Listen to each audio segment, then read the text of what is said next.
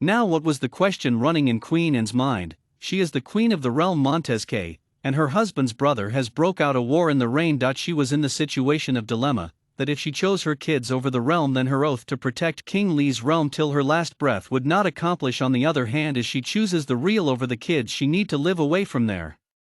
Fine, she said, and called Mrs. Matthew her servant, and asked her to flee away to the human realm with her kids. Without an utter, Mrs. Matthew fled away to the human realm, to an orphanage where Mrs. Matthew's friend used to work. Just after she left from the back door, the front door burst open. As Queen expected, her husband's brother. "Long time no see, Chon," asserted the Queen. "Busy with my own business," pronounced Chon, while cleaning his sword from blood. "You are merciless," said the Queen, raging with anger. "Oh, that's how a king should be, not like this dead fool," said Chon with a little smirk on his face, sliding to a side, revealing the dead body of King Lee. Now Queen's anger was at a burst. "Don't worry, he didn't deserve to live. So according to the rumors you have 4 kids, huh?" "Reply me," said Chon with aggression. "You really think it's that easy?" said the Queen. "I have a backup plan to torture you," said Chon. "Torture me, huh? You could if I lived." Saying this, the Queen snatched Chan's sword and killed herself. Since then the realm was in Chan's possession. But who knew his possession belonged to someone else? 13 years later, on March 12th, in an orphanage, a place where everything went boring, something turned out to be unusual. "Lucy, wake up," said the voice from outside. No answer. "Kong, Lucy, it's the last time, wake up," shouted the person. "Just a minute, Charlie," replied Lucy. "It's not Charlie, it's me, Robert," said the person. "Oh no, just 1 second," replied Lucy in a haste. She opened the door and came out, and now time for her to get a scolding from his brother. "Come here, how many times should I say that you need to wake up early in the morning, huh?" scolded Robert. Lucy just woke up and she already got scolded. As expected, the bystanders of the situation were her siblings Winnie and Charlie. Both were elder than her. "Won't happen again," said she. "Fine," replied Robert, rolling his eyes. "Come have lunch." While walking, she eyed Charlie and Winnie and asked, "Aren't you both laughing too much? I just got scolded, nothing new." "We aren't laughing on you, we are laughing one girl who forgot her birthday," replied Winnie, giggling. "My birthday?" asked Lucy. "Yup, you silly," said Charlie. She shook her head and saw celebrations with a cake. "Happy birthday, Lucy," came he voice from side, which was of Robert, the eldest sibling. She was overjoyed. After that she went to the small room in the corner, which was known as the cafeteria of the orphanage, to grab some food. "Happy birthday, brat." There was Jennifer, Lucy's biggest enemy. She always used to tease her. "No thanks at all," replied Lucy in a cold tone. "Didn't your parents teach you?" "Oh, how can I forget, you don't have parents," said Jennifer. "On this day they you and your 3 siblings, 'cause they saw no future in you." Lucy's head started aching. "They must be so stupid to have kids like you," teased Jennifer. This was it. Lucy couldn't take any more, and she slapped Jennifer. In return, Jennifer banged Lucy's head on the table. Lucy lost her senses. She could just hear Jennifer laughing, leaning to the wall. She wished she could just do something, and threw her hand in the air, and boom, the wall was destructed. Now she was to faint. She could just hear her siblings calling her name, and Charlie took her up. "Brother, she would be fine, right?" asked Charlie. "I hope so," replied Robert. They took her to Mrs. Matthew, who Lucy knew was the orphanage lady. They went in her office, and went inside her wardrobe. It didn't seem to be wardrobe. It was never ending. It turned out to be in a red biome. Inside they saw an old woman with little freckles on her face with black hair doing meditation. They shouted, "Mrs. Matthew." She opened her green eyes and saw Lucy. "She is transforming," she said. "Would she be able to bear the pain?" asked Robert. "Maybe, else she might die." 3, 2, 1, said Mrs. Matthew. Lucy coughed and opened her eyes. "What happened? Did I just die? Did I do something?" asked Lucy.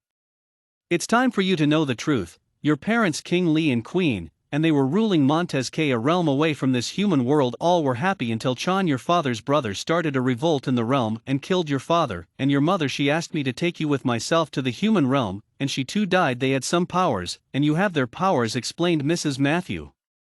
"So our parents didn't left us because of me?" asked Lucy. "No, they had no choice but to leave us to protect our people," said Winnie while sobbing. "Can I go back?" asked Lucy. Lucy went back and saw the wall she destroyed. She started crying. "Mom, I really don't know what to do. For the first time I thought I was not useless, but I just destroyed the wall, and in no time I think I would destroy this whole place," cried Lucy. Suddenly there was a hand on her shoulder. She startled. It was Robert. "We need to be strong, Lucy, we need to fight for our people. Okay, now don't cry, it was not your fault that you destroyed something, it was just the fault of time," explained Robert. "Okay, now listen," said Mrs. Matthew, coming with Charlie and Winnie. "Chan is about to attack the destroy the realm, and then he wants to destroy human realm too, so we need to save our realm," said Mrs. Matthew. "But we don't know how to use our powers," argued Lucy. Charlie fake coughed and said, "Only we know our powers and know how to control them. I have super strength, Winnie can use any weapon, and Robert has the best fighting skills." "Okay, so only I need to be trained of telepathy," said Lucy. "So get ready now," said Mrs. Matthew, "follow me." They followed Mrs. Matthew to her room, then her wardrobe, and then into a house, and then locked the house from inside. Then she gave a key to Robert and told Lucy, "Here you have 15 minutes, you need to get out of the house." "Time starts now," said Mrs. Matthew.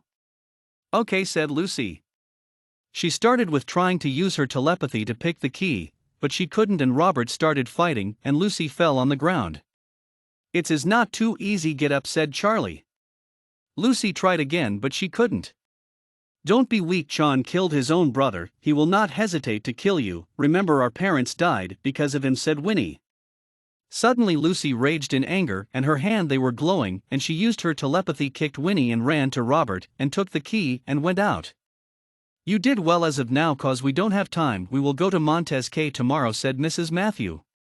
Next day Mrs. Matthew took them to a forest, and there it started a beautiful purple portal covered in vines.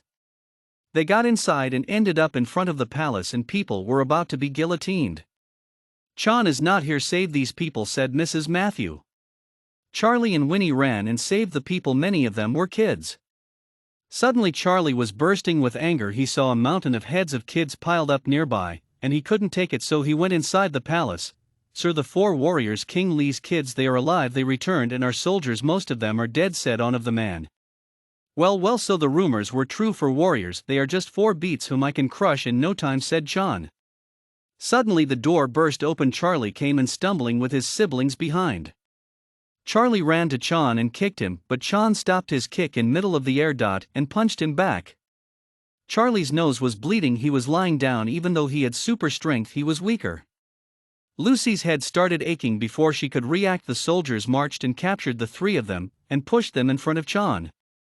"You all are weak just like your parents," said Chan, taking out this sword. Now there was only one thought in Lucy's mind, her mother's voice: "If the enemy is stronger, and you have nowhere to go, be with each other, and you can defeat him though." She started repeating it loud. Her siblings they heard and said, "We can do it for Dad and Mom." Chan was become angry, and now he took his sword to kill Lucy. They all closed their eyes, but his sword, it couldn't pierce through air, his sword could not even touch any of them.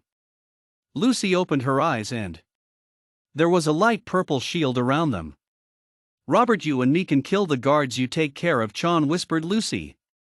They all stood up and righted the guards. Charlie threw Chan away. Winnie took one sword, formed one guard, and tried to kill Chan, but he didn't die. They felt they killed him, but he was still alive. "He isn't dying," said Winnie to Lucy, who was tackling the guards. "Try his sword," said Robert. Charlie ran to pick his sword, but couldn't pick it up, it was too heavy. "Hey Lucy, try your telepathy if you can use this sword," said Charlie. "Okay, Robert, please tackle the guards," replied Lucy. She thought about picking the sword up and her hands were glowing, but it was very heavy. Now she was having pain in her whole body. But she had to do it. And there the sword was up. Now she took the sword and pierced the sword through Chan's heart, and his breath suddenly stopped. Robert was done tackling the guards. "Mrs. Matthew, please bring all the people left here," said Robert. In half an hour all people were gathered in the palace, and saw 4 warriors with bruises on their body. "Lucy, please you address us," said Robert. "Oh, okay," said Lucy. "We are the descendants of King Lee and Queen, and now we shall reign this realm happily ever after."